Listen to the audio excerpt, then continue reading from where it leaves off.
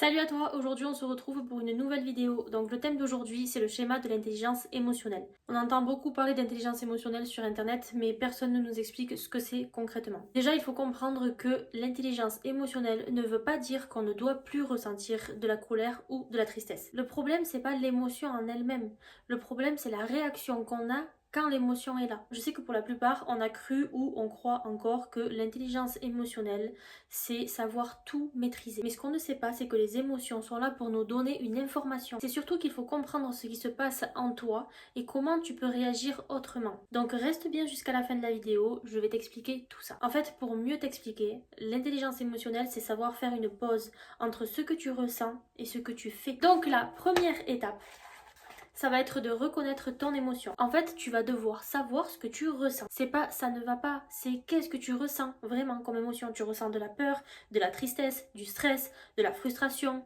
de l'énervement. Qu'est-ce que tu ressens comme émotion? Quand tu mets un mot sur ton émotion, ben inconsciemment, tu reprends déjà un petit peu le contrôle de tes émotions. La seconde étape, ça va être de reconnaître ton élément déclencheur. Qu'est-ce qui peut être ton élément déclencheur?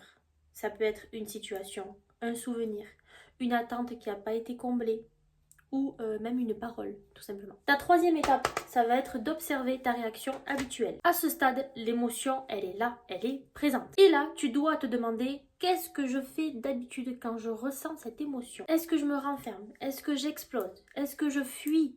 Qu'est-ce que je fais? Il n'y a pas de bonne ou de mauvaise réaction. Il faut juste que tu comprennes que certaines, elles vont t'aider à avancer plus facilement. Et ta quatrième étape, ça va être de choisir une réponse plus adaptée.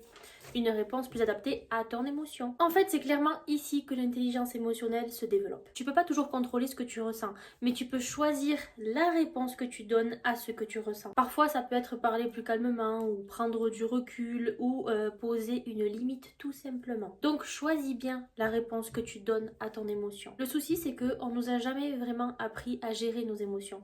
On nous a plutôt appris à les minimiser, à les cacher, même à faire comme si elles n'existaient pas. Mais le problème, c'est qu'en grandissant, ces émotions, elles sortent mais autrement, et elles sortent souvent au mauvais moment. Dans le fait de développer ton intelligence émotionnelle, il va aussi y avoir quelque chose de très important. C'est le fait tout simplement d'accepter que ressentir quelque chose, ça fait partie du fonctionnement normal d'un être humain. J'espère que tu ne comprends pas que l'intelligence émotionnelle, c'est devenir quelqu'un d'autre. Non, parce que l'intelligence émotionnelle, c'est mieux se comprendre pour être plus juste envers soi. Et bien sûr, tout ça, ça s'apprend. Maintenant, on arrive à la fin de cette vidéo, donc si elle t'a plu, si elle t'a aidé, n'hésite pas à la liker, à la partager à quelqu'un qui a peut-être besoin de travailler sur ses émotions.